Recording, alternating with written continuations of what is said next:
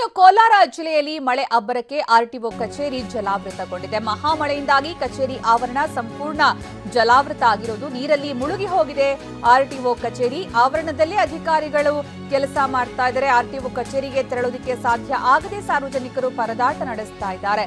ಇನ್ನು ಕಚೇರಿ ಅಷ್ಟೇ ಅಲ್ಲ, ಕಚೇರಿ ಆವರಣದಲ್ಲಿದ್ದಂತಹ ವಾಹನಗಳು ಕೂಡ ನೀರಲ್ಲಿ ಮುಳುಗಡೆ ಆಗಿದೆ. ಕೋಲಾರ ಜಿಲ್ಲೆಯಲ್ಲಿ ಮಳೆಯ ಅಬ್ಬರ ಸ್ವಲ್ಪ ಹೆಚ್ಚೆ ಅಂತಾನೆ ಹೇಳಬಹುದು. ಆರ್ಟಿಒ ಕಚೇರಿ ಜಲಾವೃತ ಆಗಿ ಹೋಗಿದೆ. ಮಹಾಮಳೆಯಿಂದಾಗಿ ಕಚೇರಿ ಆವರಣ ಸಂಪೂರ್ಣ ಜಲಾವೃತ ಆಗಿದೆ. ಒಂದು ರೀತಿಯಲ್ಲಿ ಆರ್ಟಿಒ ಕಚೇರಿಗೆ ಜಲ ದಿಗ್ಬಂಧನದ ರೀತಿಯಲ್ಲಿ ಭಾಸವಾಗ್ತಾ ಇದೆ.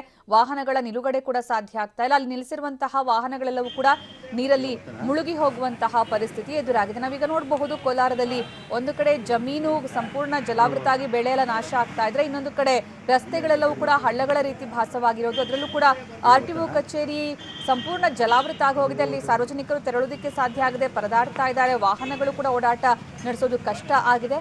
ನಿಲ್ಲಿಸಿರುವಂತಹ ವಾಹನಗಳೆಲ್ಲ ಮುಳುಗಡೆ ಆಗಿ ಹೋಗಿದೆ.